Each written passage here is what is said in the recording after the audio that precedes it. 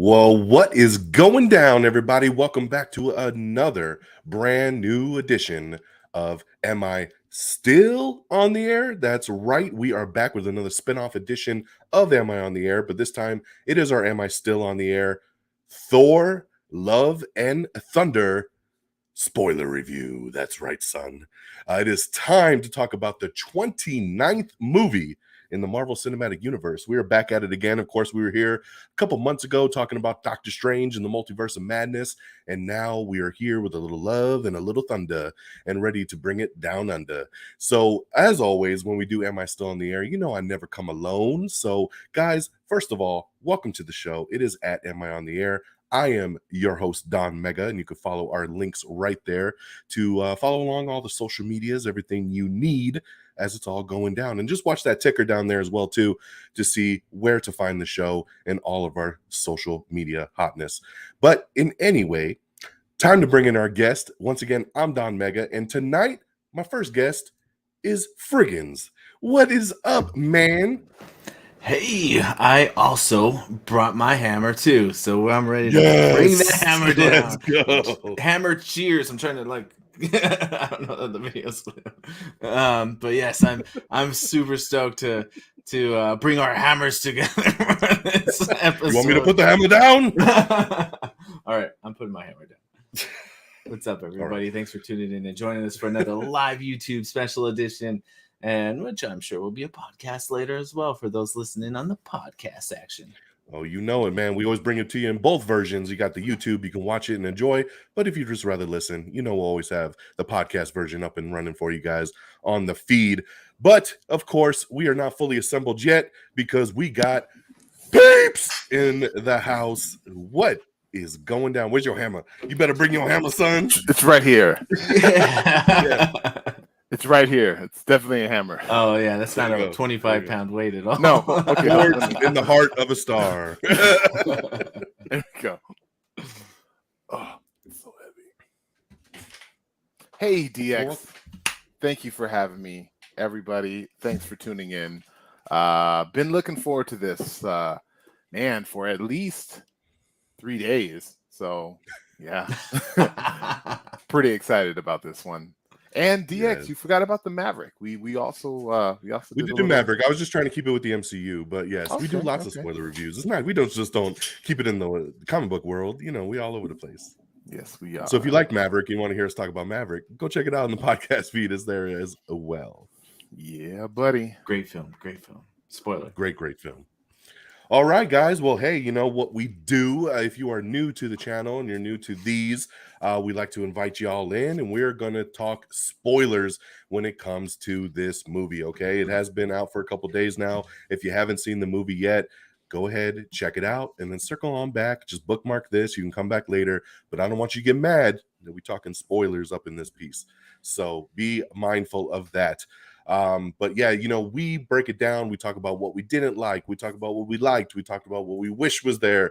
We talk about overall thoughts. We talk about the post-credit scenes. And of course, at the end, we're going to have our updated MCU countdown, which is always fun to go through because this is now, like I said, the 29th film in the Marvel Cinematic Universe.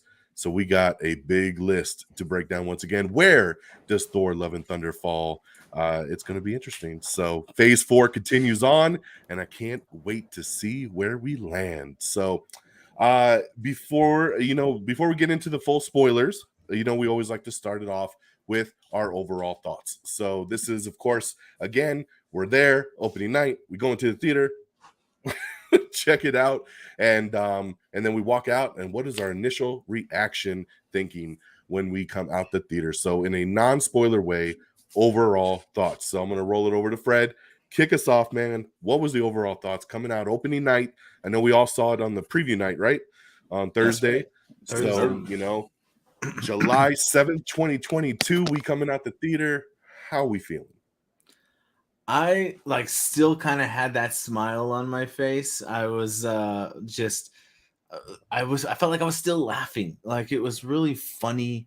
And I got that vibe of like, oh man, that was like a fun, good time. I think that's the best and most simplest way to encapsulate kind of the vibe that I had. And then, you know, after the film, we walk out and we kind of like we're throwing out some of our favorite scenes to each other as we stood out in front of the theater and talked about it for a little bit, which was fun to do. Usually I have to like run back home because of work and stuff like that. But it worked out nicely where we got to talk about these like very high-end comedic aspects. And so coming out there, I think that's the number one feeling that I had. But there also was a smidge, an itty bitty little bit of this doubt of, was that as good as I hoped it was? I guess we'll find out here in a minute. This was your number one pick for our most It anticipated movie. was my number one. You're Mine absolutely as right. well. Yes. I have been- big deal. Big shoes to fill coming into Very that number one much. most anticipated, right? I have like the number one issue of Jane Foster as Thor, and I send it off to get it signed and graded and everything. I have this badass statue back there up at the top of the shelf. You probably can't see it in the screen, but you know, of her, it's like one of my favorite statues. So there was some big shoes to fill coming into this one. So, but that was my initial thoughts coming out. I was still experiencing the vibe of the hilarity that ensued. Okay. You have a statue of Jane Fonda behind you? Jane Fonda. No, don't have that one. Okay. Exactly what Frigginz had said, kind of leaving the theater. It had an amazing time. Like so many scenes were very funny. Frigginz, he stepped away to go to the bathroom for 3 minutes, and he missed like 3 like super funny scenes. Dude. And I was trying to explain to him. It's a barely 2-hour movie, and you had to go to the bathroom. I drank a bunch of soda before I made that mistake, and it was hard too because I'm like, I had to go for so long, but it's like beat after beat after beat after beat. I'm like, when can I go? And then he goes, and then he misses Thor calling the oh man, what's it called? Stormbreaker, and then he flies off and then just immediately gets shot down again. Yes, missed it. Yeah. So but yeah. Couldn't find him. But yeah, it was such a good time. Lots of laughs. You know, there was a point though in the movie that I was kind of saying to myself, like, as fun as this movie is, it's not blowing me away. So I think at the end of the day, this is just going to be like a really good Marvel movie, but it's not going to be like on the top until, for me, and I'll get into this a little bit more later, but the end. Like the ending of this movie was something that I didn't foresee, and I just love it through and through. So many moments at the very last scene, and then, like I said, the absolute ending was absolutely amazing. I loved it. So yeah, I was very, because of that ending part, it just kind of sealed the deal for me, and just made this movie just overall incredible for me. So dug it. Very nice.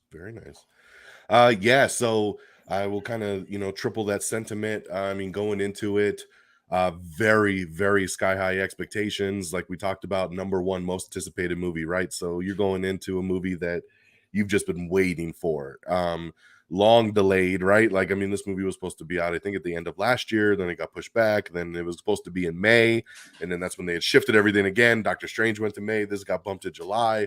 And but we finally made it to it. I've loved all the trailers. I mean, this thing was living up to all my expectations, and went in and exactly just smile on my face from the start to the end. Loved it, loved the action, loved the humor, loved the sentiments, like just the way it brought everything together. I was just super, super thrilled with it. And like you said, just that overall thought was really just walking out and being like, that was a fun ass ride. Like, and that we've been, I don't know if I want to use the word disappointed, but phase 4 has definitely been kind of a weird roller coaster ride, with a lot of things, especially on the Disney Plus kind of side. And it's just been kind of like, you don't really know what you're going to get anymore, I guess it seems these days. And you're just hoping like, okay, I hope this for the most part lands where I want it to land. And I totally felt that way. And I've seen the movie twice now already. I went again the next night on Friday with my daughter, and I will say this: watching it the second time, I enjoyed it much more the second time around, which again I feel like is the whole expectation thing, right?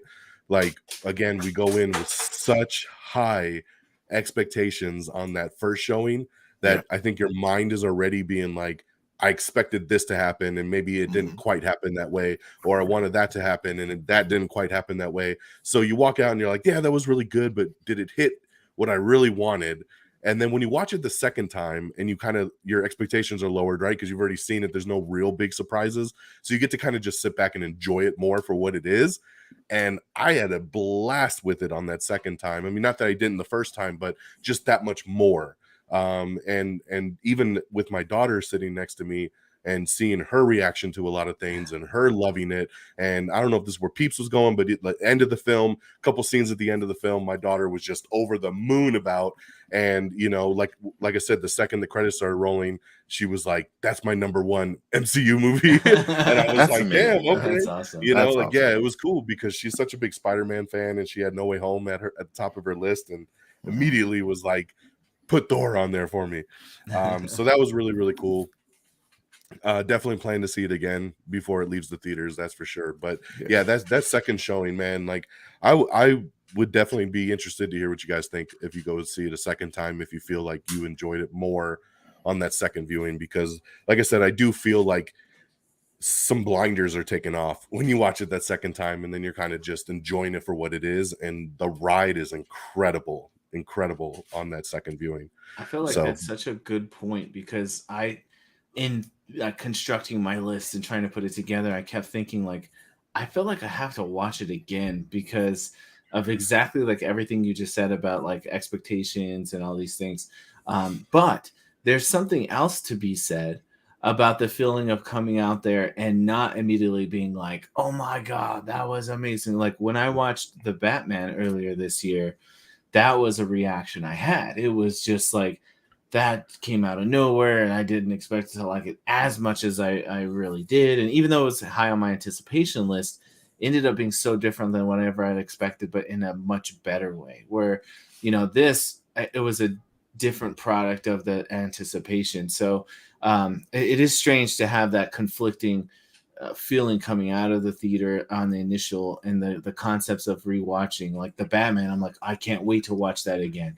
But this one, I'm like, I'll watch it eventually. see, I almost feel the opposite with the Batman, because I came out of the Batman loving it too, right? I gave it 5 stars. I was like, yeah, that movie's incredible. I have yet to watch it a second time.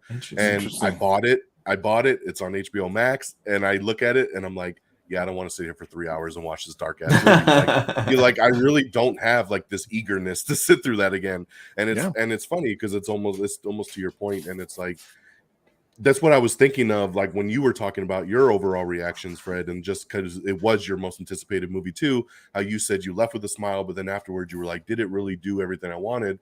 It's because I think we hype these things so much in our heads, right? We just were waiting, and then we get it, and we're kind of just, I think our own criticalness kind of brings us down a little bit because we start overthinking it. And then when you watch it that second time, it really just is like I said, it's like the blinders are removed. You don't have any of these unforeseen expectations because you've already seen the movie, so you already know what's going to go on. You get to kind of just enjoy it for what it is, and then you end up enjoying it almost more because you're not held back by maybe the things you were expecting on that first viewing.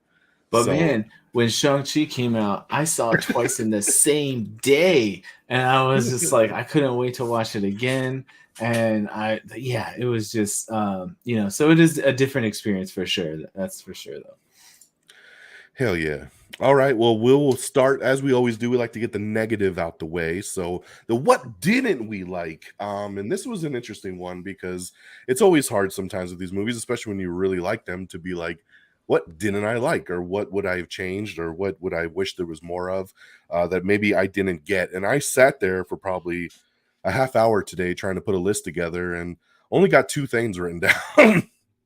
So I'm gonna kick it off, and I literally only have 2 things that I could think of, and maybe you guys will jog something in me when you guys are talking. But I have 2 quick things, and that kind of bugged me that I wish there was it played out a little bit differently. And the first thing I'll say is the lack of Guardians of the Galaxy.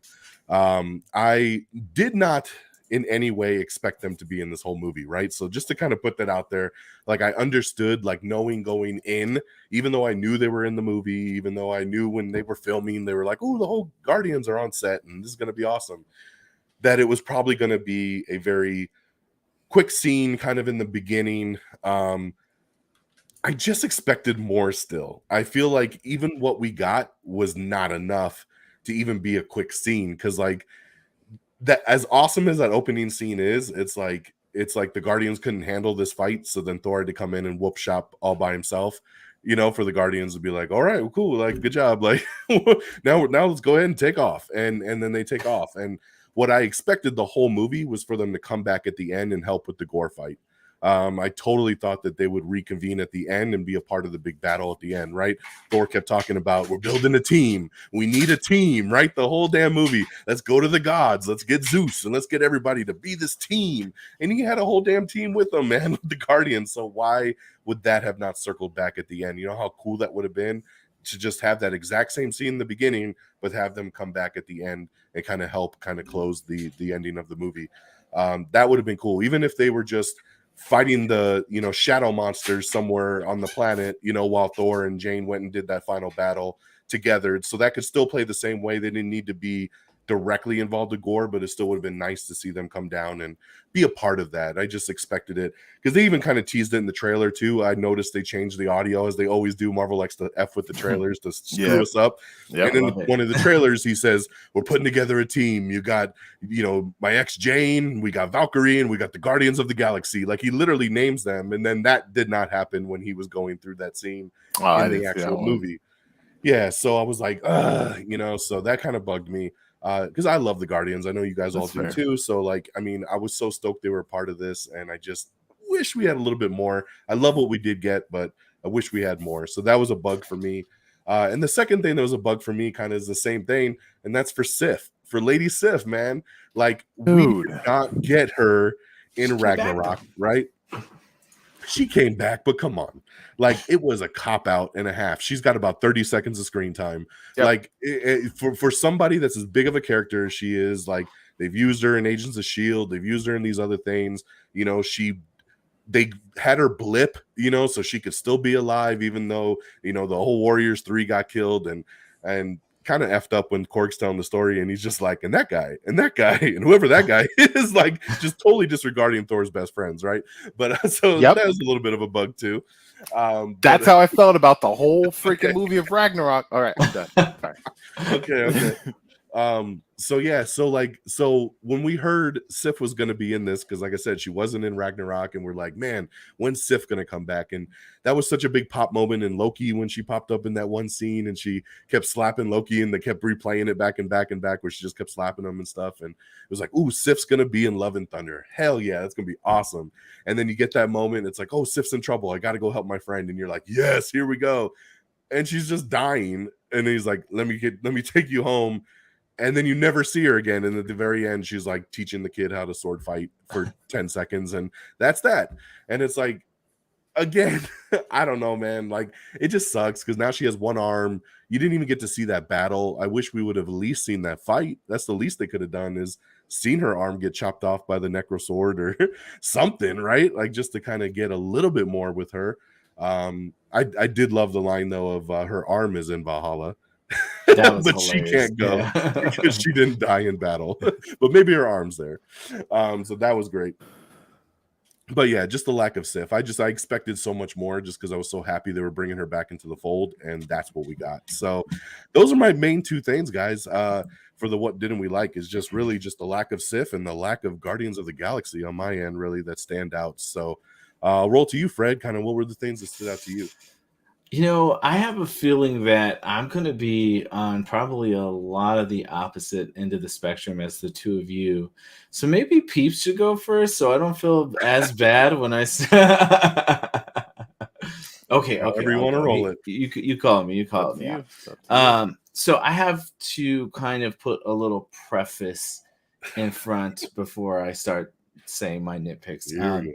number one, I want to absolutely clarify that I am 100% nitpicking. So like, you know, when I say I don't like this, it's not just like, oh, this was terrible Totally. or ruined the movie for me. Just a But total then, nit. he's like, you don't say it. But then when you say it, you're like, oh my gosh, and I hate this scene. Yeah, in the yeah, movie. that's how I'm gonna say it. Yeah, exactly. And at the same Sounds time, like you didn't like it. it's a complete contradiction in some aspects because, like, there's a thing I'm gonna say that I disliked and liked at the same time, and it doesn't make any sense. I know, but No, first, I got exactly that too. I got all right. I feel better. Hammer. But to first just start off right off the bat, I would say that I do echo with what you were saying in Don in reference to disliking kind of what was done with the Guardians. But what bothered me about it was how they just were like shunned him off and like if they didn't care. I feel like if they were around them for that long of time, they would have established some sort of rapport. And it was kind of a funny. It was funny, and that's the point. Is it was just trying to be a comedy and like, but like in the scene when Thor shows up and he's in the cool jacket or the vest and he's wrecking all those furry creatures up. Star-Lord specifically is like loving it. He's like, like smiling the whole time. And then like they get to the next scene and he's just like, you should go. We got to split up. See you later. And it seemed like just such a contrast to what I was seeing before that. So I think that was more of just he loved being in battle with him, but he didn't, but he's also, they always have that whole back and forth of like who's in charge and who's the leader and all this stuff. So I think he was kind of like, all right, cool, we're gonna go our separate ways. I get it. I just, and again, it was the whole point of it is to be funny, and so that's I want you to have this ship. One of my ship. So you're giving me my ship. Take care. So that kind of bothered me a bit. It was that particular part of the relationship. I have to say, like Jane, as amazing as she is, she's one the Mighty Thor is one of my favorite characters in the comic books. I really like what they did with her, and like they designed her well. She was total ass kicking, but at the same time, I feel like I don't know if it's writing, if it was direction, but like I know Natalie Portman is an amazing actress, but for some reason she just felt a little dull. And that was a little bothersome to me. I didn't like the cheesy comedy aspects that she brought. Again, I know that's all totally the script. I'm gonna come up with a new catchphrase. Yeah, I mean, it made me chuckle, but it just was like, I don't know. I just didn't see the character that way. She's like a child. Yeah, and yet Valkyrie is still absolutely amazing. I wanted to see more Valkyrie than I did of her, and which is nuts because again, Mighty Thor is like one of my favorite characters. So, it is what it is. But so again, a little bit of nitpick on how they handled Jane's personality per se. And then, okay, I'm gonna do it, peeps. But like the end that you absolutely love, which I'll try not to spend a lot of time talking about because I know you want to talk about that as the highlight. I did like it. That scene literally brought tears to my eyes because I was like excited for the kids, but at the same time, I didn't need the kids to be there. Like I rather the kids got zapped out and then do what Don said and had the Guardians show up and be like, you know what, Thor, we really love you. We'll fight the shadow monsters. You and Jane take care of the big bad. And I think like that's something that I would have appreciated or liked a lot more because in addition to that, obviously the main point is the connection between him and Jane and the loss that occurs there. But also the you could bring in the like, he's still building bonds in that relationship with the Guardians and that friendship family mentality. And so I think there was a missed opportunity there because if you're telling me he could have like charged up the stupidest things to be badass weapons of destruction, why did he not do that against Thanos? And that is the problem with Thanos is now from now on, we're going to say, why didn't they do that with Thanos? And so unfortunately, that's a side effect. But anyway, those are a couple of my complaints. That was it? It wouldn't have worked. That is it. Oh. Damn. I mean, they didn't do it because Doctor Strange said there was only one way. That's true. That it That's actually true. worked. Let me add one more. Okay, now I think about it, because I did forget one major one, and I think this is part of the reason why it's not super high on my list. A little spoiler for my list here, but is the fact that it was a comedy is more than anything else. So, like, I rewatched Ragnarok today, and it has its story that is funny, and there are comedy beats within the story. And I felt like Love and Thunder is more of a comedy that has these other beats in it. And this is a 100% personal preference thing, because I just happen to not care for so much. Like, comedy is not one of my favorite genres. I like, you know, I don't. What was that? I said because you have a black heart. Black and white. I'm a monster. I know. It doesn't like to laugh. I hate to laugh. Comedies are horrible. I'm saying it's not my favorite. So, like, you know, I like other genres more. So while it was funny, it did make me laugh. It did put a smile on my face. At the end of the day, it's just not my favorite thing. So the fact that it was more comedy than anything else kind of like pulls me back a little bit. So that will be my closing negative. Okay. Peeps, take it away. I mean, to comment on that, I was expecting a comedy. Like, that's, Yes, I've seen the first totally. movie. I've seen other Taika Waititi movies. Like, I knew this was going to be a silly movie. This was on my high anticipated list last year. It was like, for me though, it was like number 6. It wasn't number 1 like you guys. So, but I know I will agree to most of some of the things you guys said. Though DX, I will say I agree that, like, I would have liked more Guardians, but with it being a Thor movie, I was expecting the amount of time that we got with them. That's what we were going to have, and then we were going to get some kind of send off that would be a soft handoff to the next Guardians movie or something. Right. Like, hey, Thor, you know, we did some good stuff together. You're gonna go your way, and we gotta find Gamora. We actually got a clue that she's out there, and we're gonna go something to give us, oh wow, what's going to happen next, or something like that. And yes, to see the Guardians popping up at the end, riding some eagles right before Thor and everybody else is going to die, that would have been an amazing moment. Like Drax just screaming and Rocket screaming, like, that would have been an amazing moment. But alas,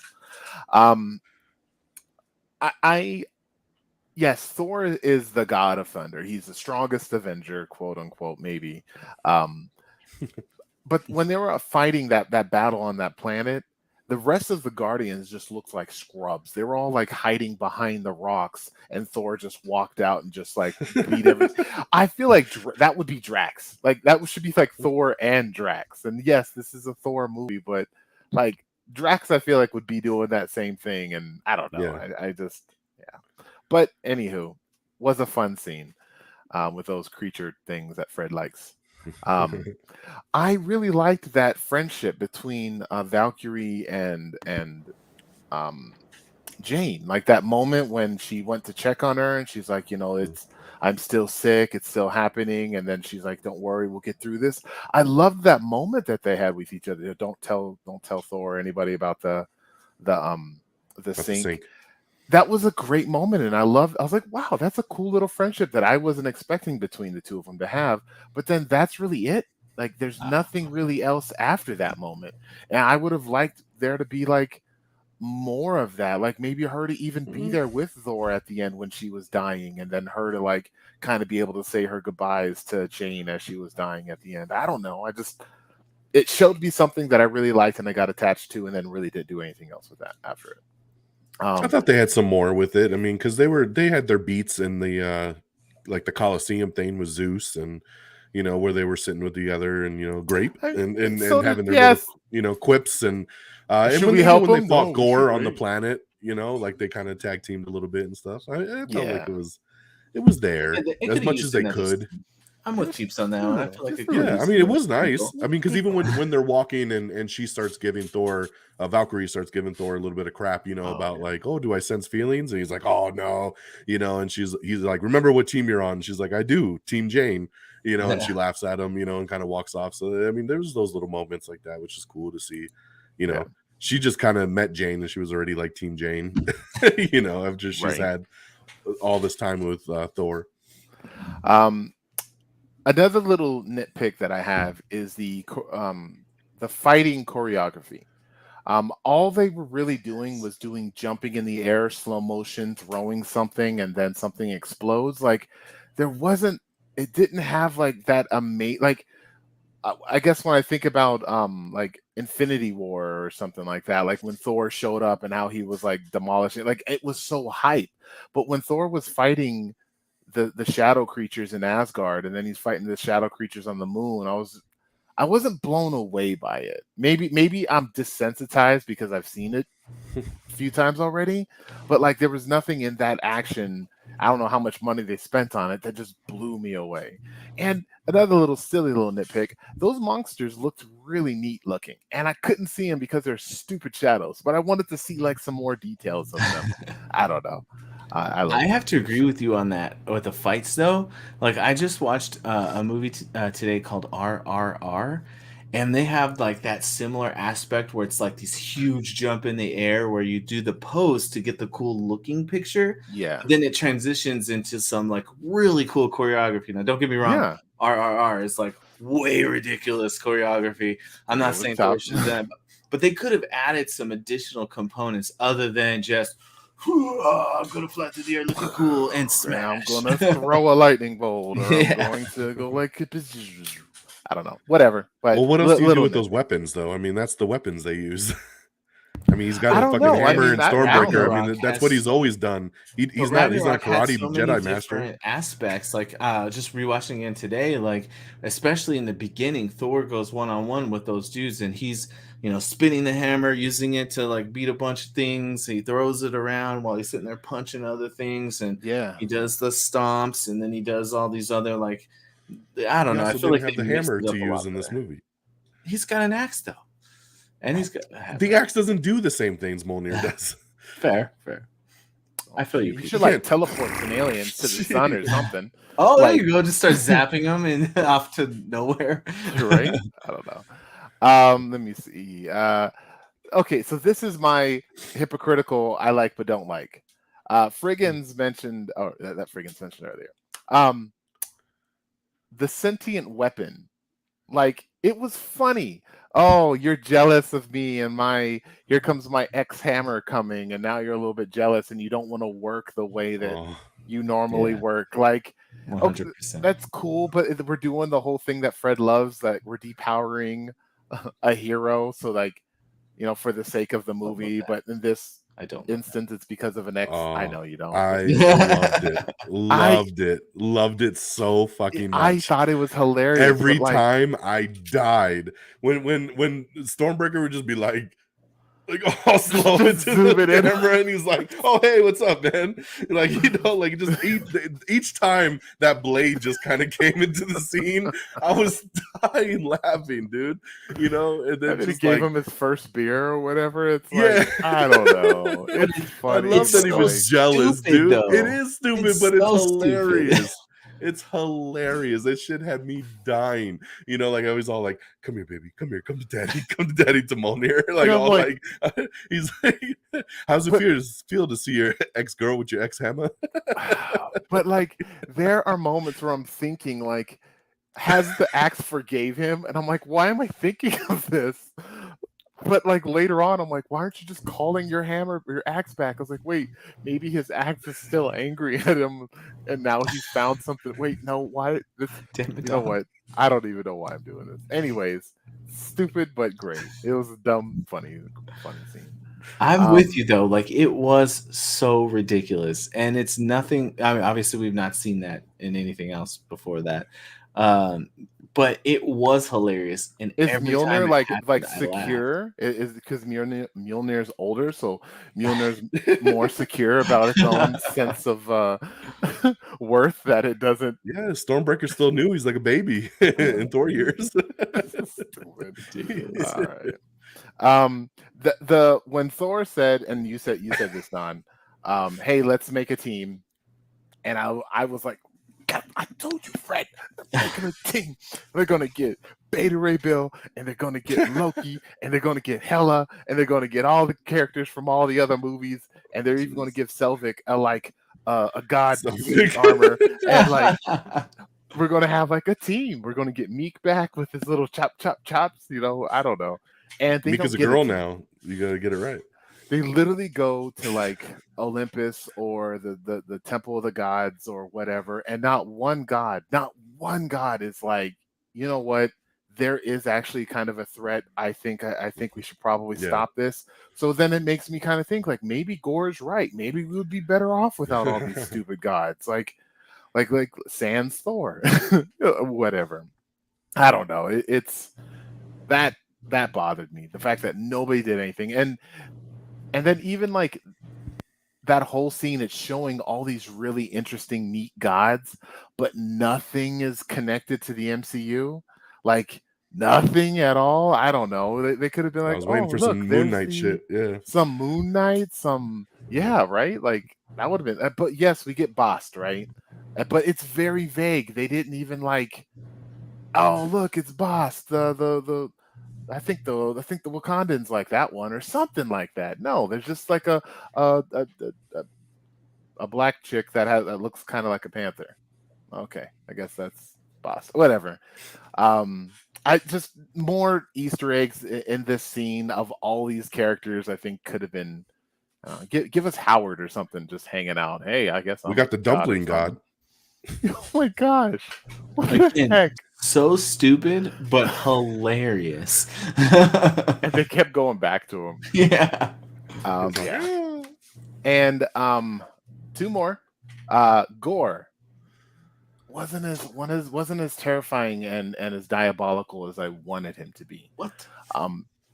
Was good, but I just wanted him to just be just that, like an actual threat. When he first went against Thor, he got his butt kicked. Like he got worked by Thor. And for no reason am I supposed to think the next time that they fight, he is actually going to win. Because it's not like he got more powerful. You know, that's what they normally do in these things. He absorbed a couple more gods, and now he's gotten their strength or something, and now he's actually stronger than Thor. No, he got his butt kicked by Thor in the beginning, so why is he going to stand a chance with him at the end? Guess what? He didn't. Still lost. So, I don't know. And he had a nose. I think we could have done without a nose. All right, that's it. I think the original concept art had them without a nose, and they said he looked too much like Voldemort, so they changed. Yeah. And they changed his powers a lot in this. Like, yes, he uses shadows, but no, they changed his powers a lot. I think if they would have kept some of his shadowy tendrils that come from his body and his cape, like it, I don't know, could have been like kind of cool and unique. But whatever, we had a character that held a magical weapon that made them stronger fight another character that held a magical weapon that made them stronger. Ooh, so cool. Yeah, and last thing, but that was my own fault thing that I actually would have liked, but I would have liked something of Loki, and that's it. All right. You did. You got the back tattoo. You got Matt Damon back too.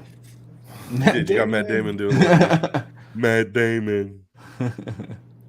And the McCarthy. I told you there was going to be no Loki, man. You were way too You also told me there's going to be no Hercules. So I don't listen to you. Hey, that don't count. Post-credit scenes don't count. Oh, that's what I wanted. I wanted some kind of post-credits. I don't know. They were never going to use Loki. All right. It's the wrong Loki. I did love it when Korg told the story, though, and he said, and he watched his brother die and die again and die again and die again every time. Yeah. And die again. What's funny is when that scene was going on, Sean, I heard you whisper. You don't really whisper, but in the opening story of Korg telling the story, Sean goes, "I love this so much." Yeah, it was a pretty good recap.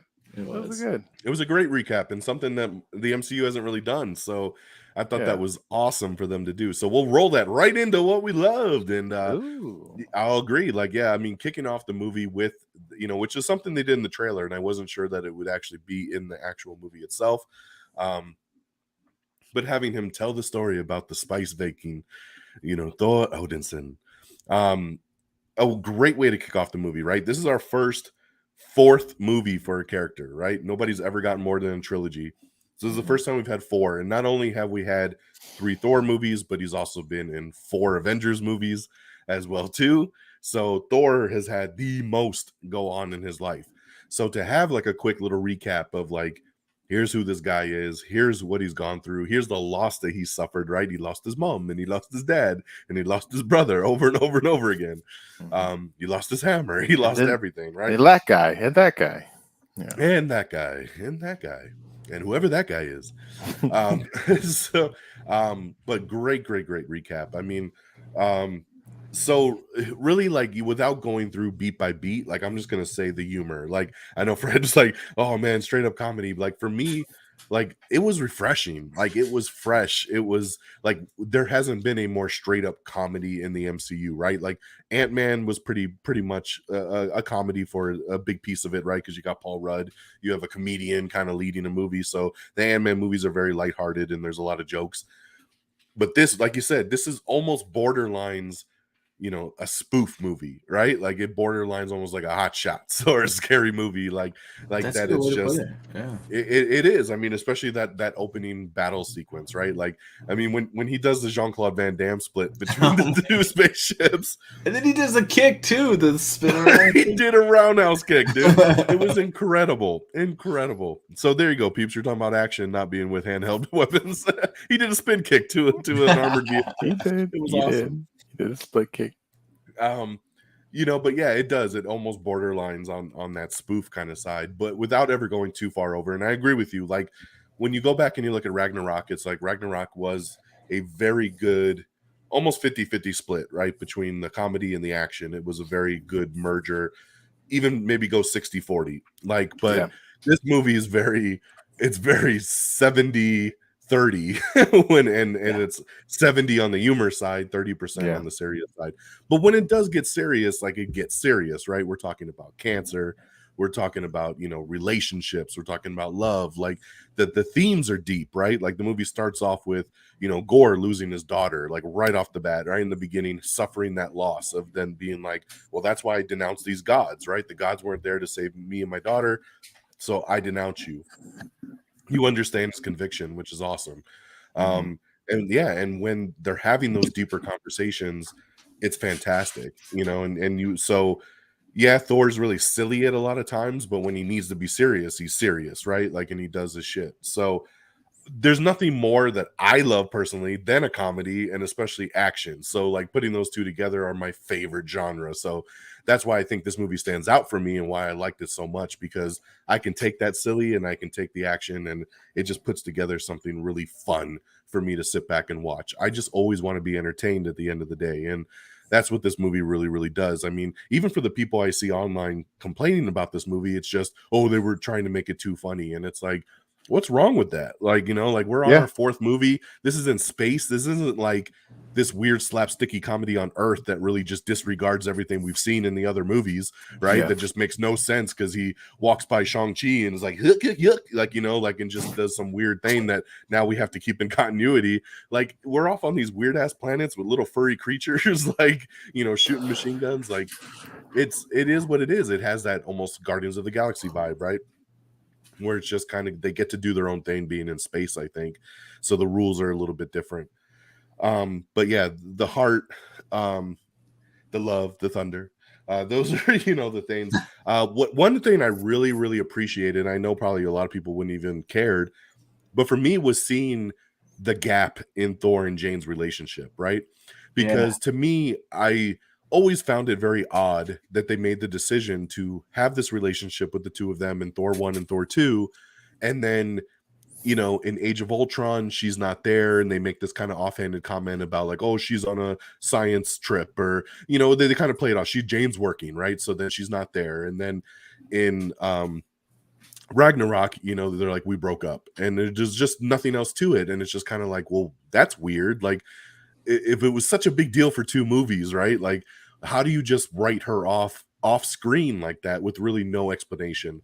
So it was really cool that they took a couple minutes to show their relationship, to show them in Halloween dressed up, you know, rollerblading together, watching movies, you know, on the couch at home, and just doing normal stuff, right? Having dinner, and then seeing that typical normal relationship stuff where it was like, he's getting called off. Oh, look, Nick Fury's calling. I gotta go, you know, and then him like going off and doing missions, and then her getting more popular and her having to go do classes, and their relationship just getting strained to where it was like neither one was ever around. So it was like she wrote him a letter and they broke up. And I, for one, just really appreciated the backstory because I didn't expect to get that. I thought it would just be she shows up and then it's like, whoa, where'd you come from? Oh, it's been a long time. Like, and we're off, right? Like, and it was cool to kind of see like why he felt so alone, you know, even with that scene with the Guardians when he's like, okay, guys, let's go get Sif, you know, and they're like, maybe in Star-Lord's like, maybe we should separate. And he's like he gets all sad, right? And then it was like, you know, and it was like, oh, okay, you're gonna leave me too, and I keep everyone at an arm's distance. You know, that whole thing, that was awesome. It gets a little closer. Yeah, I gotta, you know, an arm's distance. I just, you know, like seeing that, like he didn't want to be alone, like he's trying to keep his mind busy because he doesn't want to suffer that loss again. And I just loved getting that gap there. Because I really liked them together. And then, like I said, the laughs, the heart, the action. I loved the infusion of the kids. And again, this just might be for me and Peeps because we're dads, and like like I said, I saw it the first night, and when he gave those kids powers and they went into that fight, and then Guns N' Roses song started playing, and it was like almost that scene from Ragnarok again, right? It was the whole dun dun dun dun dun dun dun dun, like, you know, with the slow motion run in the air and the electricity. I was like, it was that again, but with the kids running around, and my daughter is big into stuffed animals, so the little girl with the little bunny rabbit shooting that was amazing. Out. I was like, my daughter is going to love this, and she loved it. When we went back the second night, she was like, oh my god, you know, she even brought a little group plush with her to the movie when we went, so she's all sitting there holding her Groot up, you know. And you know, and then even at the end there, like, you know, basically becoming a dad, you know, and then, you know, and she's writing on Mjolnir and coloring it, and, you know, and you even notice it has almost like the cheerleader pom-pom kind of stuff on the bottom of the base that she glued onto the bottom. But now he's fighting alongside her, you know, and that's the Love and Thunder, right? Like the daughter and basically her new dad. I think her name's Love, actually. Her name is Love. That's what I was saying. That's what they are, Love and Thunder. That was the whole thing. Which, fun fact for you guys, that's actually Chris Hemsworth's real life daughter. Yeah. It's cool. So very, very cool. I even heard that most of the kids, or some of the kids that were there, are actually some of the cast's children. Yeah. Like you lost your camera there, Peeps. Uh-oh. Can you hear my mouth? I can hear you. We can hear you. We can't see you. Fixing tech issues live. But yeah, a lot of the kids, they said it was Natalie Portman's kids, Christian Bale's kids, Taika Waititi's kids. Like, they were all in a lot of the Asgard scenes. So it was very cool. But yeah, I loved it. That was actually Chris Hemsworth's daughter that played Love. So very, very cool.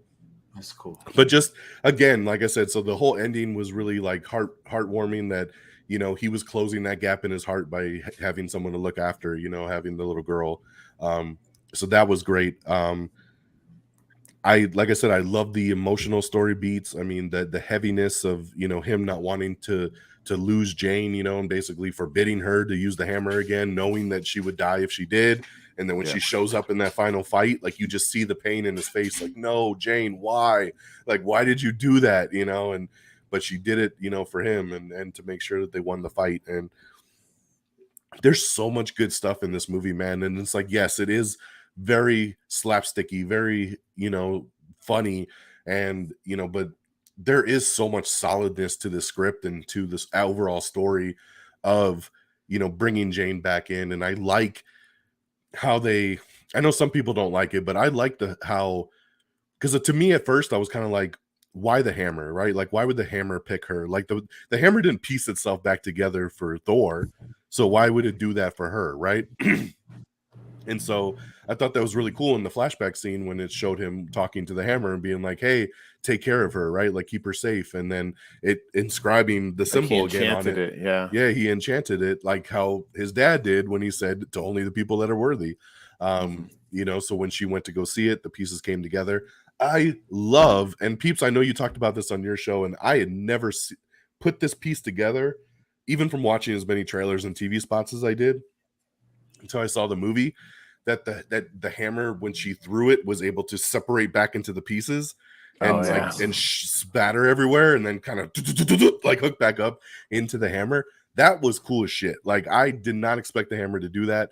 I thought that was amazing, especially the first time she puts it back together and it just ching, ching, ching, ching, ching, ching, ching, like all just connects back together. I just thought that was so cool every time she threw it, and it did that. I'm shocked they didn't spoil that in the trailer. I mean, and it was such a cool reveal. Oh my god. They kind of did, because in the scene with Zeus, like when they finally joined the fight on the stage, she jumps over and throws it, and it knocks out like 10 guards at once because it splits out. And actually, but it happened so fast in the trailer that like I didn't even connect that that's what was happening. Same. Until that first fight when she throws it and it's sharp and it literally like shoots out. I just thought that was a very big, unique touch. That they talked about that the individual pieces, no one could pick them up, so it was still sitting there. And I thought, oh, that's clever. I had always thought of it as like a whole, so I figured someone just came and scooped up the pieces. But that was a really cool like little component to add it as that was Daryl that was doing that little that little tour. Was it? Yeah, I didn't even think about that. Who was it? From the little roommate? Yeah. Oh shit! Wow. I even said that. I was like, that's Daryl. You said I think, so I didn't know it was for sure. Okay. Oh, how did I not recognize that? That's awesome. Yeah, I love those videos. That's very cool. So that was awesome. Very shocked that they actually killed her off after introducing this character, that they actually took her out. And I know that some people are like, well, maybe they could bring her back. But to me, I'm like, dude, they even in the post-credit scene, they make a point to be like, well, you're dead. So like, I'm just like, I'm like, how do you come back from this? You're in Valhalla. You're fucking dead. Like, in the comics, I know there's a way that they could. Just real quick for anybody listening that is curious, for in the comic series where she has the same effect, where the more time she uses the hammer, the more it's messing her up. And at the end, it's kind of a similar thing. They say if you change into her one more time, that's it, and she does it to save the day, right? And so as soon as it's over, she dies. She goes up to Valhalla and she's talking with someone, and they're like, hey, you were so epic, we'll grant you a wish to what do you want to do? And she's like, well, I'll go back. So she goes back, and then she ends up becoming a new Valkyrie. So she's got a whole new costume, and which is way less cooler than the Mighty Thor costume. They need to put her back in Mighty Thor because that's the coolest costume. But anyway, just wanted to throw that out there for anyone listening that's curious on I had heard some stuff about that too, that I guess if they really want to go with it, they can. But I felt like they were making a point in that scene to be like, he literally says to her like, well, you're dead, like, so it's like, just to reiterate, like, this isn't like your second life, like, you're just it's cool you're with everybody else that has passed in this point. But shocked, like, I figured maybe we get to that down the road. I didn't think they would do that all in this one movie, kind of bringing her back into the fold, giving her powers, dealing with the cancer, and then having her sacrifice at the end. But what greater sacrifice, right? So I mean, like I said, just all those story points, the action, the comedy, the heart. I love seeing the background of their relationship and all the gaps there. Big things that I absolutely love. So I'll let you guys touch on yours. So I'll pass it back to you, Fred. What else did you really like coming out of this? All right. So I kind of had a few main things that I wanted to talk about. And one of them was that hammer splitting up into little pieces. Yes. So we touched on that. That was super cool. I would say that my probably fifth favorite thing of the whole film was the costumes, and particularly Thor wears two specific costumes that I thought were badass. And I'm pissed that they weren't in more of it. And that's the metal rock out one that's in all the trailer with the red vest. I thought that costume was super cool. I was expecting him to be in that for like the majority of the film. And then I really was. I mean, all the promos had him with that. That was his Ravager outfit. So it was only going to be with the Guardians. Awesome. I thought it was going to be in that yellow and blue one. I thought that was going to be like his big outfit. And then the next one I really liked was the snow one with the big poofy white. It looks like one of these like famous costume designs that they had, and I can see this like comic illustration of that similar suit. and it was super cool. It's probably my favorite like Thor costume that we've had so far. And yeah, he was only in it for blink of an eye, and I'm just like, man, that was cool. We need more of that. No other So planet was cold. He didn't need the big furry it just neck looked thing. cool though. No It did. sleeves, but as long as you have the big furry thing, you're okay. Exactly. I will say, man, watching Ragnarok today, I was like laughing because I was thinking to myself, like, I remember watching Ragnarok and thinking, like, oh my God, he's so ripped. Like, that dude got like super big. And then you see Love and Thunder, and it's like, he's tiny in Ragnarok compared to the so crazy big in muscle he has. Juggernaut. Insane. But anyway, so my next favorite thing would be the best way to put it is probably goats, baby, goats. God. It was stupid, but every time I like that noise never got old. Like every time I heard it, I busted out laughing. Me and Peeps were saying that throughout. Like I will say I should have put this in my negatives, but a total failed opportunity is like at the very end of the credits, after the credit scene, when everything just barely goes all black before the lights come on. They could have used one more of those. One more, yeah. I think one more. Yeah, I agree. Dude, when my favorite was when they smashed into the planet. Yes, and then it was silent. It was silent for a minute, and then it's all which was it was perfect timing, dude, because they just went straight into the planet. And then they're like trying to climb up. Oh, it was so good, dude. So awesome. Good. That moment period just kind of confused me. I'm like, space is confusing. Yeah. Like it's like they're arriving on this planet and just hit it, and then it's just like this house-sized planet, I guess. They were hilarious. I did not expect to like the goats. I didn't even think. I thought they were going to be like in a scene. Like when I saw the poster, when they had character posters, I was like, "There's something bigger to this." No, I thought they were just good. I thought it was just Tycho being silly, But no, that was good stuff. So of course, my third favorite is probably got to be Valkyrie, man. King Valkyrie, just absolutely amazing. I love Tessa Thomas so much, and every time she's on screen, she's just got this charisma that radiates off her. And it's funny, like watching Ragnarok again brought back a lot of memories of seeing her as Scrapper 1402 or whatever her number was, like in that cool black and blue suit with the face paint. She looks all badass, and then like at the end she gets the Valkyrie costume and it's kind of weak because she's got like straight hair and it looks lame. And then like for them to go back and give her like back to that badass black outfit, where she's just looks like this awesome warrior, and the fact that she got the Thunderbolt to start with and was like in that initial fight in the black and white was super cool. Absolutely loved her. I wanted more of her than we even got. Like I was like, just keep giving me Valkyrie. Like I agree with that. Doesn't it piss you off that we're getting like these random ass shows like Echo or the witch from Scarlet Witch? I can't think of her name Valkyrie right now. Yeah, and we could have Valkyrie. We need more Valkyrie. So give me more Valkyrie. And I would say my next favorite thing would have to be, of course, Jane Foster. Although I liked Jane Valkyrie more as a whole, the fact that if she finally got a Jane Foster version of Thor on the screen, the mighty Thor, Dr. Jane Foster herself on there, was kind of a dream come true to be able to see a character you really, really love get to be portrayed in a film and have such a cool look. I really loved how muscular they made her, and her costume was so close to the similar designs from the comics. The change they made with the hammer, very, very cool. There's a lot to like about it. I know it was one of my complaints was, kind of maybe the personality aspects of it, but nonetheless, she was still amazing. She was still a cool character. And although it didn't hit the points that I was particularly looking for with the personality, I still think she was a great job overall. So again, there's that contradictory aspect of like and not really like.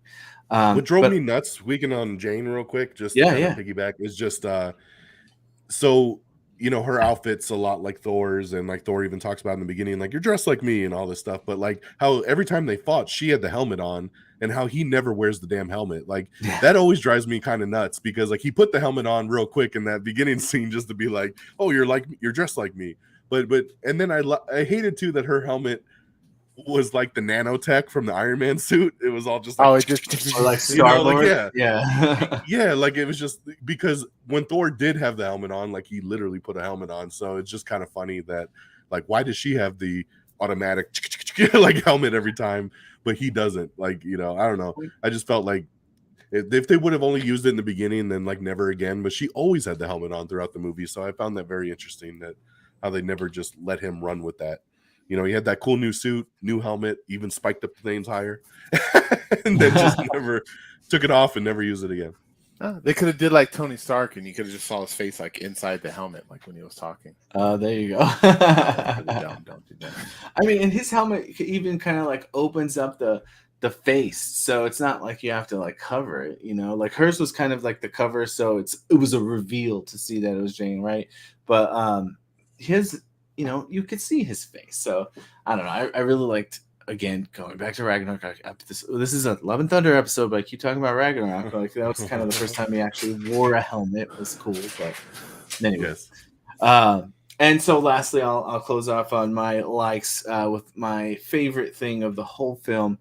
And this is actually a little different for me. Like most of the time, my favorite characters are not villains. I really liked Gore. It was amazing how they portrayed him. And while I do agree that they could have done some things a little differently, I think like maybe like the end version in his home or something, he could have maybe had those tentacles that he has and stuff like to that nature, maybe like modify him at the end. But I think his look should have modified throughout the film. Yes, he should have got like progressively, God, and in some ways it did. Like he did start looking darker and darker, but like it could have got more extreme. They could have given him the tentacles and those kinds of things. But nonetheless, I was like absolutely in love with the design. I thought he was creepy as hell when he first like initiates the little shadow things to go into New Asgard. It reminded me of Ghost, when those like creepy black shadows go after people to drag them to hell. I really enjoyed that part. I love the sword.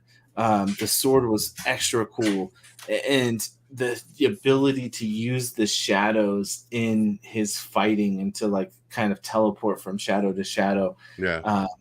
Oh my goodness, it was like hitting on so many things, especially like as a D&D player. I've like imagined a character that did it, like those kinds of things, and to see it coming true, I was just blown away by the creepiness of how his scenes and his character. I thought that was really cool to have, you know, you have this mostly comedy with a couple beats of like super seriousness and this cool action, but then also to throw in like a creepy, almost scary aspect to it. That was a really cool little flavoring to add to this big gumbo of a film. And I also really liked, you know, the way that sword would whisper at him and those kinds of things. So this was a really cool take on a character that, you know, doesn't have like a huge historical significance, like in the grand scheme of things, because he's only been around for the last, you know, 10, 15 years. And it's not like you're taking a Thanos or whatever and killing him off in one series. It felt appropriate modification of him in a very cool and creepy way. And you guys should have seen it come in the second his home turf was black and white. I mean, like as soon as they're going black and white, I'm like, oh, this is cool. I got super excited with that. I know you did. It was such an awesome. Like Fred's play. gonna want the rest of the movie like this now. Oh no, man! It was beautifully done for having that contradiction of the light versus the dark, right? And that was where he got to shine and have his power. That's where his tentacles came from, was when he was on his home turf, and that's where he was the strongest he was. And Thor literally couldn't do jack against him because he was just that strong in that home turf. And it was really, really cool to see. And it was nice to find a villain that I like really, really liked a lot in their portrayal. And man, you can't tell me that all that black and white and then those creepy orange eyes. Oh, gives you shivers. I love it. It was definitely a little creepy. It freaked my daughter out, that's for sure. bet, Every time yeah. those creatures came out, especially she hates spiders. So when that one came out that looked like a spider, she was like, "Oh no!" Yeah, so it definitely did its job. Real quick, I just want to touch on. I meant to touch on just the performances overall, and I know that you were just kind of mentioning a little bit about that. But you know, Chris Hemsworth, just incredible, right? Like, born to play this role, has gotten better with every single movie, and it's just so great to see him having fun with this and wanting to still do this character, right? Like, I love that at the end of the movie we get the Thor will return, and you're just like, yes, give me more, right? Like, I love it because everybody else is starting to kind of phase out a little bit from that, you know, phase one, right? We don't have any more Iron Man and Cap and, you know, Black Widow. Like, all these people are starting to fade, but Thor is still like, yo, let's do this, right? As long as you want to have me and we're having fun, let's keep doing it. So I love him in this role, and I hope he keeps playing it forever. So great job from Chris Hemsworth. Great job from Natalie Portman, from Taika Waititi doing Korg hilarious as always. We didn't even mention fucking Russell Crowe, dude. I mean, fucking Zeus, dude. Okay, so I won't touch on it. I'll just say Russell Crowe, the performances again. I'll keep it to that. You know, Tessa Thompson, like you said, Christian Bale is gorgeous. Everybody absolutely kills it from a performance standpoint in this and plays it really, really well. So, all right, peeps, I'll kick it to you. What do you love? Are you sure, DX? You don't want to might be one. You don't want to mention anything else? Hey. No, but yeah, no, the goats were absolutely amazing. It's just ever since that Super Bowl commercial and like 10 years ago, that Doritos commercial with the screaming goat. I don't know. I just have a thing for screaming goats. But yes, that was great. I'm going to talk about some of the funny scenes since you said you didn't want to go over DX. Korg explaining the mating ritual. Yes. Of Oh my species. god. Yeah, my two dads, you know, they they hold hands and they have a conversation over a thing of lava, and I don't know. Dwayne. Yeah. Dwayne the Rock, right? Yeah, that was great. So I don't know. Awesome. That thing was really funny. Like you said, DX, I was going to give shout outs to some of the cameos, Korg, you know, and I thought Korg was dead, like legit dead. I did too, man. Yeah, my daughter freaked. Yeah, but now it's just my face. Yeah, or you know, everything. Who knows? The only thing alive is my face. Yeah, I love that he grew back real fast too. That he was fully developed again by the end of the movie. Yeah. So and it makes that Cronin that Thor killed in the second movie. It makes it not as brutal as the scene, right? Because he's okay. He just crumbled him. His face is okay, I'm sure. Yeah. But yeah, like the return of Darcy. Even though it was really small, like I am okay with that. Give just a little small. Hey, she still exists. She's still friends with Jane, especially in a time like this where, you know, I guess she kind of feels like she has nobody. You know, she had her, and then even we have the potential COVID cameo of Selvig popping up on screen. So that was awesome. I was so happy to see Darcy. Did not expect it. Both of them, yeah. Agree. Let me see. The funny parts in the beginning, those blue aliens that Thor saved. Just the way that they're sarcastically thanking Thor for it. Like, oh, thank you for destroying our... Yeah. God, I don't want to talk about it. Yeah, I don't want to talk I'm starting to get angry. That was really good. Eternity. I thought that was really neat, right? Because there's these things that exist within the comics that even I don't understand. Even Frigginz probably can't even explain it. But the fact that they're looping in these loopy comic book entities, these characters, like Eternity, all of time, is an actual character that exists in the Marvel comics, and we saw eternity in this movie, and then the image when she resurrected the daughter, and then you saw the silhouette of her in the water. Like, oh my gosh, that looks really, really cool. It's cool. I love that effect. Did anybody else think Galactus at any point? Because when that shadow started coming up, I was like, oh my god, it's Galactus. I did. I was like, that looks like Galactus. And apparently in that room, there's a bunch of statues, and there's I guess a lot of the Watcher. There's a statue of the Watcher in there. Oh, really? There's obviously one of the Celestials. And, Death was the other one Brian mentioned. Oh yeah. Oh, like a skeleton, probably Death. Yeah. Yeah. The obviously the kid scene at the end, I thought, I turned into a kid for a moment. Just, we all were there where we just had a super powerful weapon and were swinging at nothing. Like, I bet you those kids had a blast just going out there swinging at nothing. And then to see themselves later on, like, I don't know why, like, that's like not a movie moment. Like, in the movie, I wasn't like, oh, that's so cool that these kids are fighting, because it's like, it's stupid. That doesn't make any sense. They have like, what, he can just give anybody power? Like, why did he just take a bunch of adult Asgardians with him? Yeah, and give them all like power. Wow, you want to get on nitpicky, sure, whatever. But I honestly, logic out the window. That was a fun as hell scene. I absolutely loved it, and I know the pitch meeting guy is going to give them crap. Why didn't you just do that in the beginning? We don't really talk about that stuff, so whatever. But great scene. I love that it was like for a limited time only.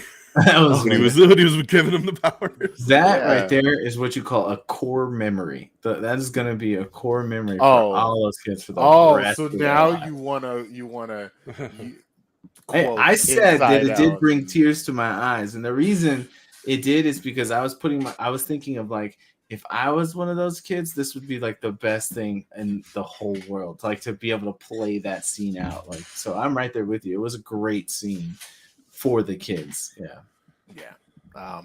But I think and too, like, I'm sure you guys noticed too, like, Natalie Portman and Chris Hemsworth are walking side by side when she's Thored out, and they're like almost like eye level. But like, Natalie Portman's 5'3" in real life, so like whatever CGI effects that they did to, bigify her, it's like really dope. It's like I had to look it up afterwards. Like, I could have sworn that Natalie Portman was a little bitty. Yeah, she's tiny. Yeah, I think they just had a really big, really long box, and she was on to upper level. She's just walking on like. They just gave her big claws. There you go. Yeah, sure. I get it. I mean, she was still like, she was at his shoulder, so she wasn't like as tall as him, but definitely a lot taller than she would have been as Jane. Yeah. And did you notice her hair was blonde and long? Oh, yeah. Totally different than when she was Jane. Yeah. And in black and white world, when Gore's eyes were, when he walked out of the room and just his eyes are like the only color in the entire like world. I don't know. You don't be in my eyes. Peeps in the eyes. Wouldn't be a podcast about it. Well, even Thor's eyes were glowing. Like, in that fight, they had the blue electric glow the whole time. That was cool. I like when she lit up the hammer too, and it was all blue when she was using the hammer for light. Flashlight. That was really cool. But come on, man, like that you're not going to the orgy. Like, that whole scene with Zeus, like, was really good. All I could picture in that scene was having to tell kids what an orgy is. I know. I was like, please don't ask. Please don't ask. Mine are. I know mine are. So. Fucking Taika, though, because he did that shit in Ragnarok also with the fucking Grandmasters playing. That was his orgy fucking playing. I was like, what is it with Taika sliding in the orgy to like every Thor movie over here? Like, geez, love. Somebody's into some shit. Right. Love and orgies. But yeah. It was really good, but my all-time favorite moment of the movie was Gore's sacrifice. He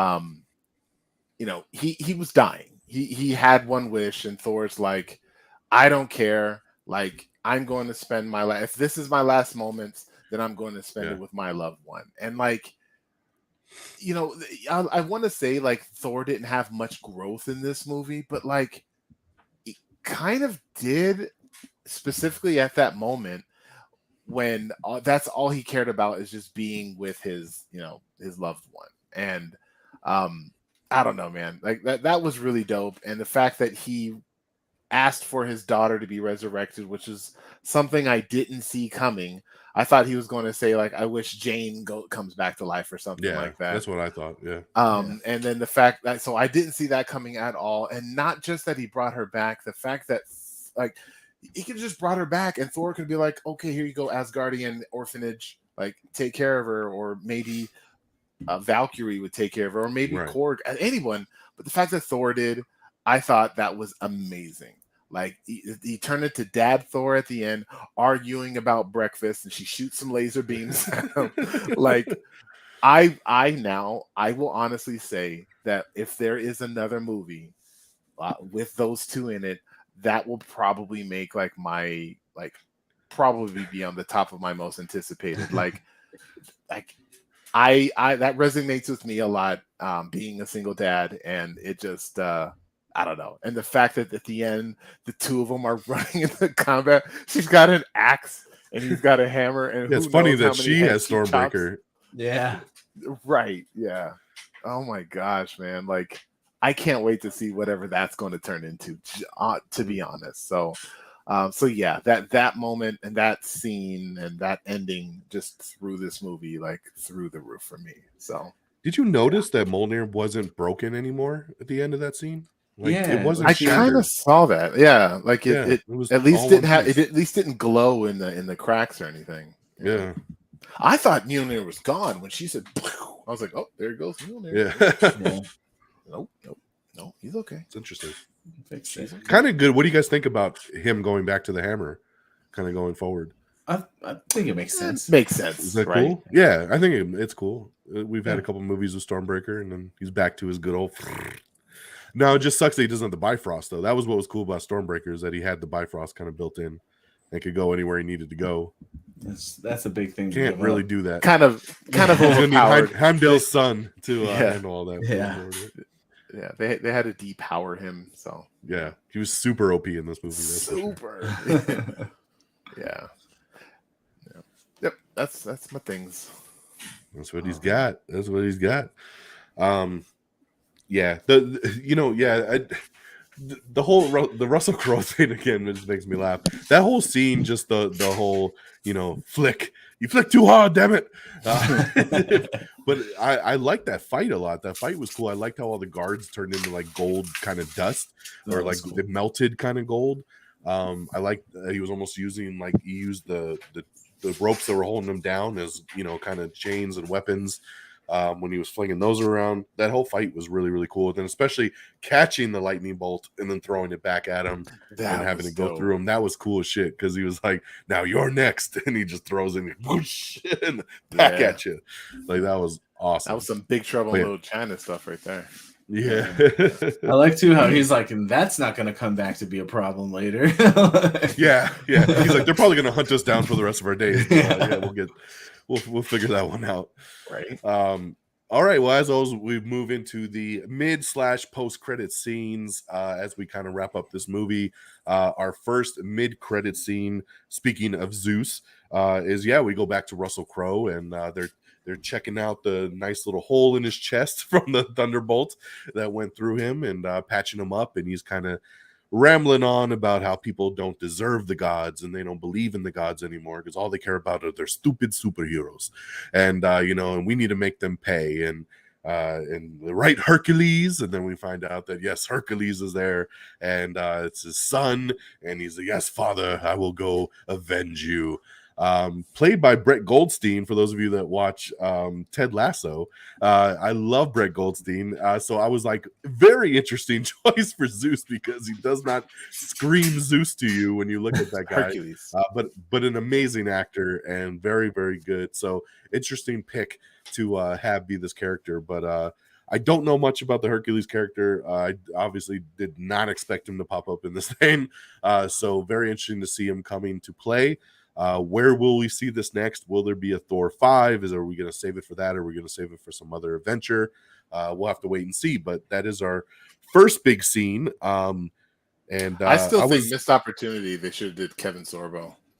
Get out of here! Get out of here! no, Get the fuck out of here. no. So yeah, I liked the scene, but I was a little disappointed in the scene just because I had heard a lot of hype going into the movie. There was a lot of articles and there was a lot of people that were doing non-spoiler reviews that I checked out that were like, oh, the mid-credit scene is fantastic. It's one of the best I've ever done and blah, blah, blah. And I was like, oh man, what are we going to get? And then when it was that, I was like, really? Like, that's what everybody's hyping up? I guess I played it in my mind that it was going to play a totally different way than that. Did you catch that he was talking to somebody, or did you think he was just talking to the ladies? No, I knew he was talking to somebody because I was like, if this is the only scene, then this is really stupid. Like, he had to have been talking. There had to be an unveiling at the end of that scene for it to be any kind of pop. You know, if it was just him talking, didn't really make sense. Yeah. So decent scene. Curious to see where it goes. I don't know how hyped y'all are for Hercules, but let's talk about it. So, Fred, what do you think of the scene? I'm not hyped at all. I've never liked the Hercules character in the Marvel comics. I did like that the dude was huge and his costume looked like spot on with, you know, a movie take of the comic version. The helmet. Yeah. So that was pretty cool. I appreciated that aspect, but again, it's back to one of those characters like the Eternals or Echo or the other. I can't remember her damn name. The stupid witch lady. What's the witch lady? Agatha. Agatha. Yeah. Agatha, So like they keep throwing these characters that I could give two craps about. So again, it was just one of those aspects where I thought he looks cool, like as in close enough to the comics, but I don't care. Okay, Peeps. Disappointed that it wasn't either Adam or Adam Warlock or Beta Ray Bill. I was thinking, no, maybe. I thought Beta for sure in the post-credit. I texted you earlier in the week. I was like, I see amazing. Beta. I thought Taika would be the guy to put Beta Ray Bill in it, right? Because he's all the weird kind of outlandish stuff. And I was like, here it comes. Post-credit scenes. Let's go. Yes. But to be like I mentioned on my podcast, like I think having a Hercules, again, it may be much like a Thor, just kind of like a fish out of water kind of thing, but more of like, it seems like an anti-hero / villain type of role. I think that'll be kind of fun, especially like I know that Hercules and the Hulk have a lot of interactions as well. So like if this is leading into like a Hulk movie or something like that, I would love that. And obviously Hercules will potentially end up becoming good, maybe even helping everybody. But I don't know. I think it's kind of cool having that's having another mythical god character floating around out there. You know, we don't have enough of those character types, so let's get some more. Get him, get Moon Knight. Yeah. Or Loki, Valkyrie. Yep. And then we can have a real team. There you go. A real team. Yeah, I'm excited. I like it. Alrighty, well, let's talk box office. So coming out of this weekend, Thor Love and Thunder ran away with the domestic box office this weekend, earning $143 million. Worldwide, the movie has already made $302 over the weekend. This is the third biggest debut of the pandemic era, behind Spider-Man No Way Home and Doctor Strange in the Multiverse of Madness. So very interesting to me. We're curious of your guys' thoughts. I mean, Doctor Strange made like $183 million in its opening weekend, and this made 143. So I mean, basically 40 million difference for a second Doctor Strange movie and a fourth Thor movie. Now on the Thor side, it is the biggest debut for a Thor movie.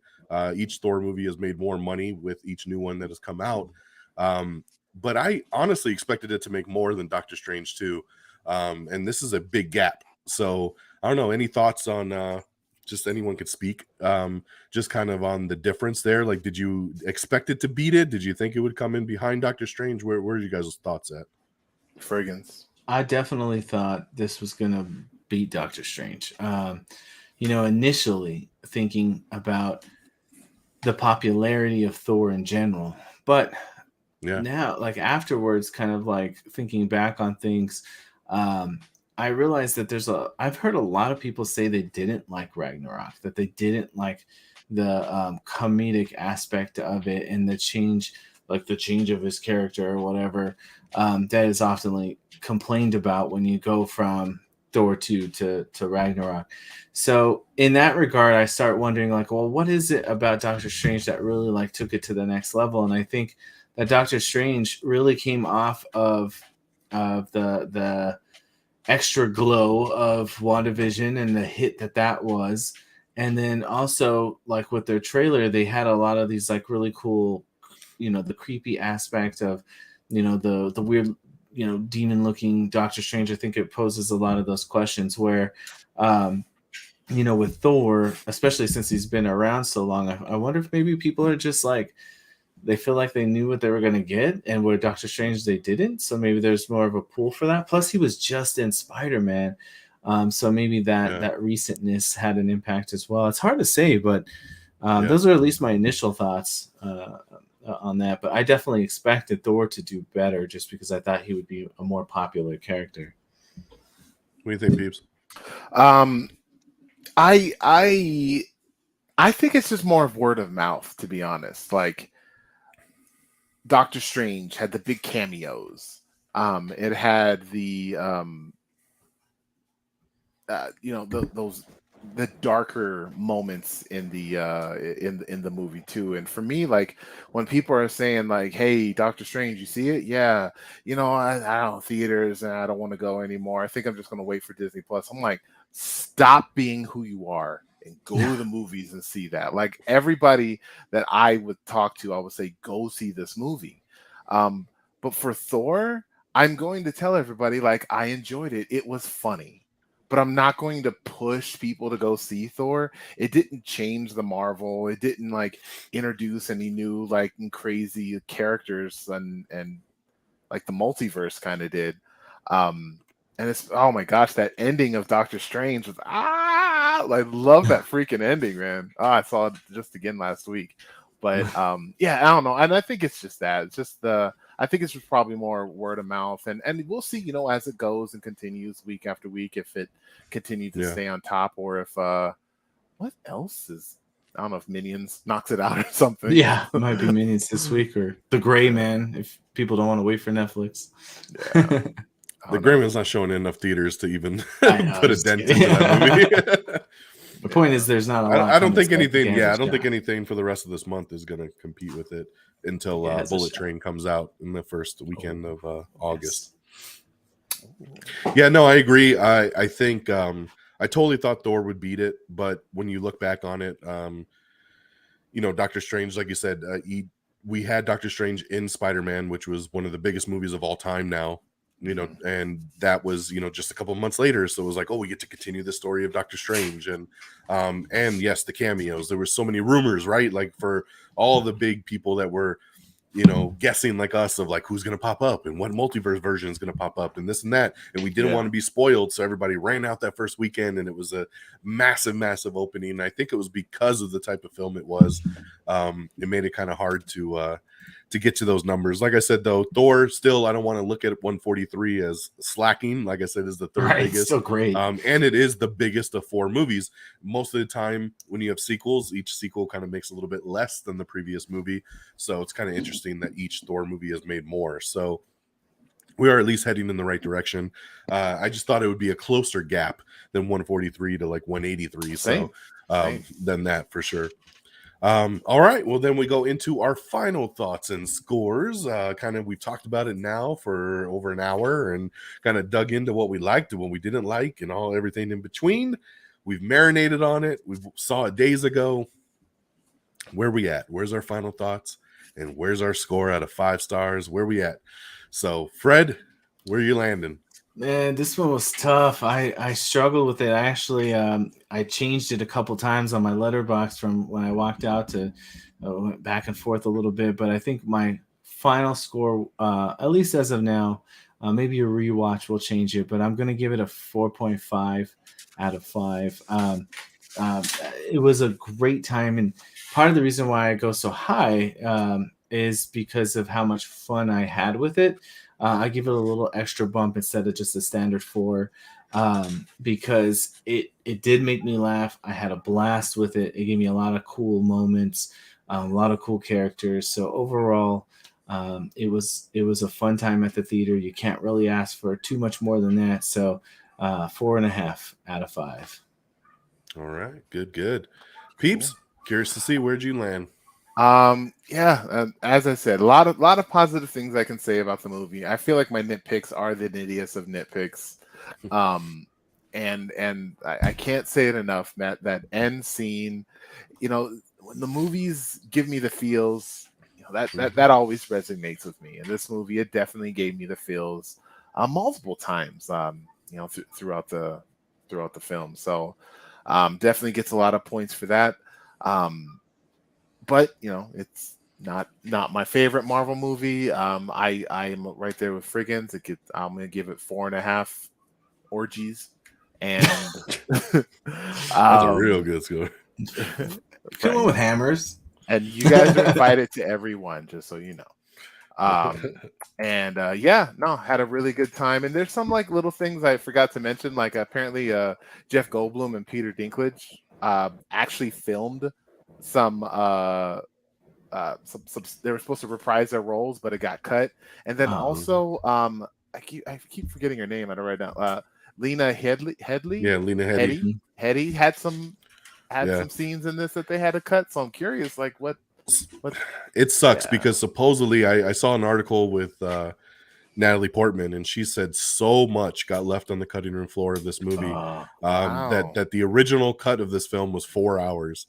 And that they had to massively trim it. And I mean, he trimmed literally half the movie off. I know, but see, if you take a look at the Am I on the Air Twitter page, you'll notice that just tweeted out that Taika Waititi has already shut down the Waititi cut and said that this is his version of the movie.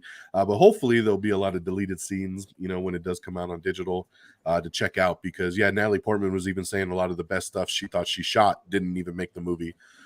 So it is really, really interesting, especially to hear about all the cameos that got cut out. Tessa Thompson was talking about there was more cameos too that they shot that were cut out, different things that they did. So it just it sounds like there was a really good longer version of this movie that I would love to see, but got trimmed up and hit the cutting room floor, which really sucks. Dang. Yeah, but so I dug it. 4.5. 4.5, so 2 4.5s. For me, like I said, absolutely loved it the first time, saw it in the IMAX, and then went back that second night and got to see it with my baby girl, and she absolutely loved it as well. Like I said, when we put our list together, she was like, put it number 1. So I was glad to hear. And like I said, I was already sitting at 5 stars coming out of it. But especially after that second time, I felt really, really solid about my score, just because, like I said, it gave me everything I wanted, man. When it comes to these star ratings, I always say it's really just based on your feelings for the movie, right? Did it give you what you wanted? And I went into this movie saying, make me laugh and give me some cool action, give me some good heart, give me some things I can connect with. And I thought the relationship stuff it gave me, the stuff with the kids, the action, the humor, getting to see the Guardians even for a little bit, just everything it gave me, it was what I wanted. The music, I loved all the Guns N' Roses. I just loved all the little needle drops. November Rain is one of my favorite songs, and especially that crescendo at the end of the song is my favorite kind of part of the song. So when that kicked in, when everybody's charged into that final fight, at that exact moment, I was like, oh, bro, this is great. So definitely sticking with 5 stars for me, man. Just a hell of a time, hell of a ride. Love Thor. He's my favorite Avenger at this point. Definitely my go-to character, and has been that for many years now. So it was great to see him continue to kick some ass. So I forgot to mention, I really like the rock intro edition. That was excellent. That was a really cool. I like how they changed that up with each movie. It's really cool. And as always, when we do our MCU spoiler reviews, we always bring it around to the MCU updated countdown. So each time we add another movie to the list, like I said, this is the 29th film in the MCU. So it's time to break it down. Once again, for those of you that haven't seen this countdown before, we do not count the TV shows. This is straight theatrical. So 29 films in the MCU, going from Iron Man 1 in 2008 up into Thor Love and Thunder that just came out this weekend. So Fred, pass it off to you. What is your updated countdown? All right, starting way down at the bottom, number 29 is Iron Man 2. Number 28, Iron Man 3. Number 27, Thor: The Dark World. And number 26, Incredible Hulk. Number 25, Captain Marvel. Number 24, Eternals. Number 23, Avengers: Age of Ultron.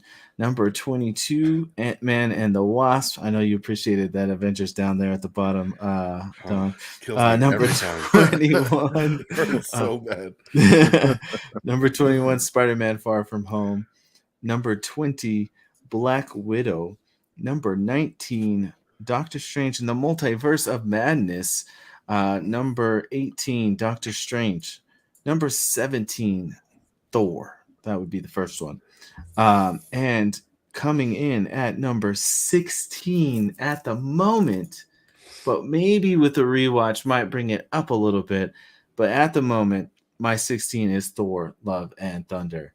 Then I'll finish off my top 15 with Ant-Man, 14, Guardians of the Galaxy Volume 2, 13, Spider-Man: No Way Home, 12, Black Panther, 11, Thor: Ragnarok, 10, Captain America: The First Avenger, 9, Shang-Chi, 8, The First Avengers, 7, Civil War, 6, Iron Man, 5, Spider-Man: Homecoming, 4, Avengers: Infinity War, 3, Avengers: Endgame, 2, Captain America: The Winter Soldier, and 1, Guardians of the Galaxy. That's my top 29. Ooh, man, Fred. It hit that 16 spot for me today. Again, though, did you always have Homecoming above No Way Home? I did. What had moved was I had No Way Home above Shang-Chi, but after I watched Shang-Chi again, and I haven't rewatched No Way Home, so in thinking about it, I moved it down. But with a rewatch of No Way Home, that might bump up a little bit. But I just really, really like Shang-Chi, and so whenever Fred watches a new movie, it just always comes up. That's not true. I just watched Thor Ragnarok, and I really like that one, so it moved up. No, Thor's a 16. And I'd have to rewatch it again, but and maybe it'll move. But I was kind of surprised at the placement. I mean, again, even Iron Man 2, I still like. There's still stuff about it that I do enjoy, and so none of these are hated in any way. It's just it gets tough to break that top 5. I mean, it does. It's interesting though. You talk about how you don't like comedies, but your number 1 is a comedy. 75% a comedy. I disagree. I wouldn't say 75%. I think Guardians? There's a closer balance between, and I don't know what it is. It's just there's so much heart to. This isn't a Guardians review. I'll have to come back to that. We should do a Guardians review. We have done. All right, peeps. What's your updated list? Right. Here we go. I'm going to mess up numbers, but that's what I do. Number 29 is also Iron Man 2. That's right. Number 28 is the first Thor. Number 27 is Iron Man 3. 26 is the Incredible Hulk, matched with all 3 of my bros. I love it. 25 is Captain Marvel. 24 is Eternals, also tied with my bros. 23 is Thor: Dark World. 22 is the First Avenger, Captain America. 21 is Black Widow. 20 is Avengers 2, which is, I think, Age of Ultron. 19 is the first Doctor Strange. 18 is Thor Ragnarok. 17 is Ant-Man 2. 16 is Ant-Man 1. Both of you guys, Ant-Man 2 is better than Ant-Man 1. I'm just saying. Disagree. Y'all gotta watch Ant-Man. It's like right better. there. It's like I just rewatched my daughter wanted to see Ant-Man 1 last night. We watched Ant-Man 1 last night, and I was like, man, it just isn't as good as Ant-Man and the Wasp. It's good. I have them back to back too on my list, but Ant-Man and the Wasp clears it out. There's more going on in it. Playing the drums. All right, I get it. But there's no Anthony, so come on. Oh, I know, dude. My daughter bawled, man. She was like, I was like, you just met this ant. How you so attached? She was in fucking tears. Oh no. Crazy. 15 so is Captain America Civil War. 14 is Spider-Man 2, whatever home. Far from home. Whatever home. Grounded from home. And 13 is where Thor Love and Thunder will fall. All right. Above that will be Spider-Man Homecoming. Then we have 11 as Black Panther. 10 will be Doctor Strange, Multiverse of Madness. 9 will be original Iron Man. 8 will be original Avengers. 7 will be Shang-Chi. 6 will be Guardians 2. 5, top 5 now, is Spider-Man No Way Home. Number 4 is the first Guardians of the Galaxy. Number 3 is Endgame. Number 2 is Captain America Winter Soldier. And number 1 will always be and will probably never be trumped is Infinity War. Woo-hoo. So did you say Winter Soldier's number 2? Yeah. Did that change? No. I thought you had Infinity War and Endgame back to back. No. Oh, interesting. I don't remember that. Okay. Very interesting. God. We have a couple that match. Fun to hear these damn lists. We do. Frigginz, I know. We do. Okay. Don, he doesn't matter. All right. Here comes the real list, guys. The real list. Oh, boy. Real wrong for list. all you guys out there. Number 29, Captain America, the first Avenger. Number 28, Iron Man 3, which is way worse than Iron Man 2. You both are all crazy. So Iron Man 3 is at 28. Number 27, The Incredible Hulk. Number 26, Black Widow. Number 25, Eternals. Number 24, Thor the Dark World. Number 23, Iron Man 2. Number 22, Thor, the first one. Number 21, Captain Marvel. Number 20, Doctor Strange. Number 19, Ant-Man. Number 18, Ant-Man and the Wasp. Number 17, Black Panther. Number 16, Doctor Strange in the Multiverse of Madness. Number 15, Shang-Chi in the Legend of the Ten Rings. Number 14, Spider-Man Far From Home. Number 13, Iron Man. Number 12, Thor Love and Thunder. I was guessing it was going to be your 11. Okay, I was close. 11 too. Coming in at 12. Number 11, Guardians of the Galaxy Volume 2. Number 10, Spider-Man Homecoming. Number 9, Captain America the Winter Soldier. Number 8, Spider-Man No Way Home. Number 7, Thor Ragnarok. Number 6, Captain America Civil War. Number 5, Guardians of the Galaxy. And then here we go with our Avengers movies taking the crescendo as they should. Number 4, Avengers Age of Ultron. Number 3, The First Avengers. Number 2, Avengers Endgame. And number 1, like Peeps, greatest movie of all time, Avengers Infinity War, taking that top spot. Watched it again the other day, and it's still good. It's so good. Unrivaled. Unmatched. Yeah, so it was different. It was definitely interesting. Like you said, when you get to that top kind of 15 of where to slide a movie in, so hard. And like you said, it could change. It does. It takes sometimes watching that rewatch of something and being like, yeah, I think I do still like that a little bit more, or trying to remember like where was my thoughts on that one coming out of the theater, or So yeah, it's always tricky, man. There's a lot of movies, and like Fred had said earlier, yeah, 29 movies. Some are ranked really low. But overall, like he said, I like every movie on this list. So even though something's 29, 28, 27, might not be my favorite, but I still like them. I love every movie on here. So, no knock on that. That doesn't mean they're shitty just because they're low on the list. So just pointing that out once again. They were trying to get their bearings. There you go. Yeah. Yeah. And like you said, sometimes rewatching them, you like Black Panther was a lot lower on my list. I think maybe back in the day we might have done a podcast about it where I was like, I didn't like this, I didn't like that. The more I watch it, it just climbs and climbs and climbs and climbs, and next thing it's gonna be in my top 5 soon. I mean, every time I watch it, I like it more. Yeah, see, and I think it falls for me. So it's the other direction. Isn't that like your daughter's lowest? Yeah, but she doesn't remember it. So most of the ones at the bottom of her list are just the movies she hasn't really watched again that she remembers. So she just kind of stuck them there because she had to rank all of them. So she just kind of threw everything kind of at the bottom and then went with the one she remembered kind of up towards the top. I just think you need to ground her until she watches it again. Yeah. Well, that's what we're working on now. It's on the list because that's why we watched Ant-Man last night. So we're going back and we're like, she has to watch like all 3 of the Iron Man movies. She has to watch Black Panther. She has to watch both Ant-Mans.